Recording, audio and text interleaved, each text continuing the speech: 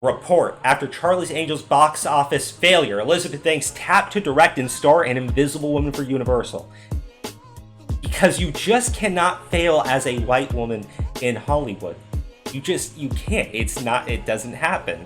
And I think that I have been wrong, and that's why I wanted to do this video, to let you all know that we should just embrace the transgender movement and all declare ourselves identifying as Elizabeth Banks. Think about this, right?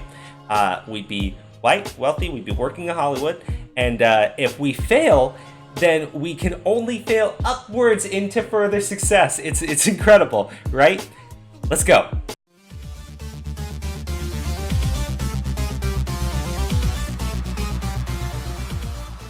All right, welcome back, guys.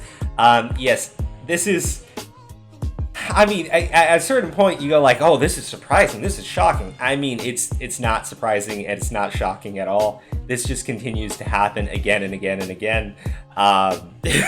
Specifically, it happens in comic books a lot. Look at the amount of people working for like DC or Marvel that will get a comic book colossally fuck up. Right, I'm talking about just bomb the sales, and then they turn around and say, well, that's because people don't want to buy comic books anymore, and then turn around and give them another property that's doing like mildly okay, and then they get involved, it just tanks to the ground, and they go, well, that's just because people don't want to buy comic books anymore. I don't know what her excuse is. I guess it was sorry, I guess before the movie came out, before Charlie's Angels came out, Elizabeth Banks actually turned around and blamed men prior to the movie failing. Yes, if my movie fails, it's because the angry men don't want to watch my film. It's because your film was trash. I mean, you took a pre-existing franchise that already had kind of a decent reboot, because Charlie's Angels is not a deep series in the first place. It isn't. You know, we did the whole stream where we talked about this for way too long. It's just not a deep franchise. You already had some popcorn flicks rebooted, and then you had Elizabeth Banks who decided to reboot the reboot, but then take out anything that would resemble Charlie's Angels. And I'm like, you know, that may have worked as its own film. I think the problem is it's kind of like what you guys do with like every other franchise you infect, right? Like Terminator, for instance, which is a huge name, right? Huge name, and we saw what happened with Terminator. So I am not surprised at all that Charlie's Angels bombed. And not because of the men, not because it was a movie made for nobody. It was a movie made for a small fringe group of individuals who are super pro-feminism. We're talking like third-wave feminism that will simultaneously talk about stereotypes being bad, but then also engage in those stereotypes because shopping, everybody. A woman's best friend are diamonds and purses, and they have nothing else to contribute to society at all, really, let's be honest, because we saw Charlie's Angels, and I think the most memorable scene for most people would be the shopping from the trailers. Alright, let's read the article a little bit. So, this is just all news. Director and actress Elizabeth Banks will be directing and starring in a new Invisible Woman film from Universal following her box office failure of Charlie's Angels. That's kind of all you need to know. And I say according to Variety, this will star and direct Elizabeth Banks, and it's based on her original pitch. Well, my goodness, I think the Charlie's Angels film was also based on her ideas, and I think it's just amazing how they're going to give her the keys to another car, because usually when you're a parent, and this parent would be like the movie studios, and your child wrecks a car, right? Like you spot like a $30,000 car and they just wreck it, right? You usually don't go out and buy them another car and say, here, have some more keys, have fun. Like at this point, you got to know you ain't making any money. I swear. Oh gosh, an actor ever seen before turkey dinner, after turkey dinner. Yeah. Why don't we click on this? Because this is nice.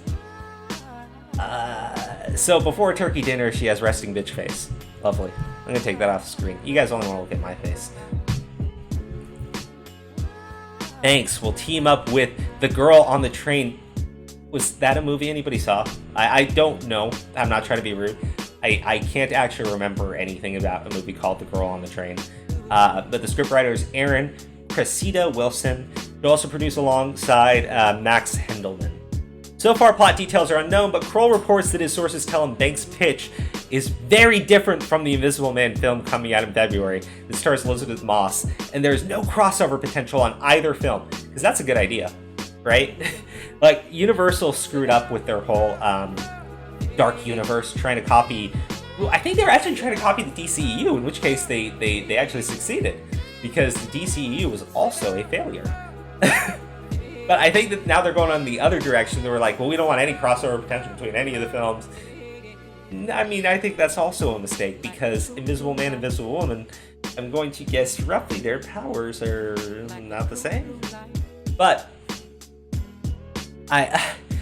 they talk about, like, this could pull from its comedic origins. I guess it was released in the 40s, you know, when women couldn't actually fight. But maybe that works for Elizabeth Banks, because apparently in Charlie's Angels, the reason why there was, like, little to zero action was because women don't fight. Women are smarter than men, and they use their brains to figure themselves out of tense situations. So this will be an entire film, right? And maybe this is a good thing, okay? She'll star in Invisible Woman. So at the start of the film, she'll be turned invisible, and we'll never have to see her face. You'll hear Elizabeth Banks, but you won't have to see Elizabeth Banks, so maybe that's a little bit better.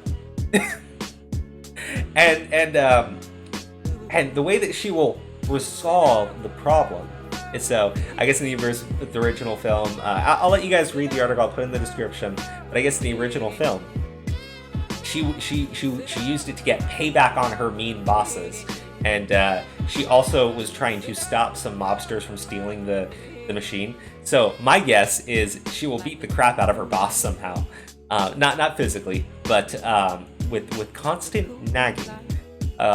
Because I'm a dick, and do terrible things like replace the cream in his coffee with water. I know that was a bad one, but and no, I mean, like, legit, it's so dumb, right? But she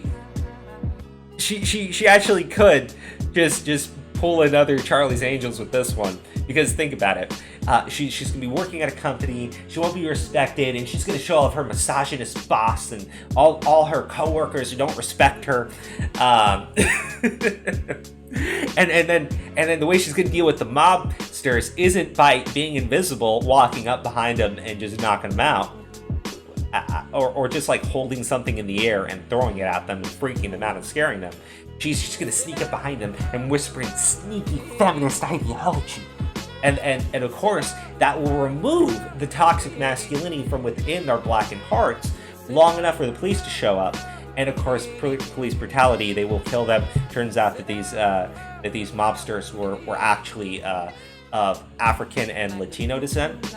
They're actually a multi-racial gang, which is very progressive.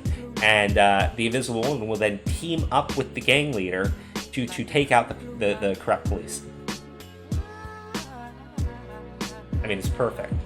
That is gold, and I guarantee you, when Elizabeth Woman, the Invisible Banks, when that movie just fails, then this will be the sequel. Mark my words, everybody. All right. Well, if you like the content on this channel, please like, comment, subscribe, and share this video all over YouTube, because we need the shares as much as possible. We appreciate you guys, and hopefully everyone's enjoying their Thanksgiving. Bye-bye.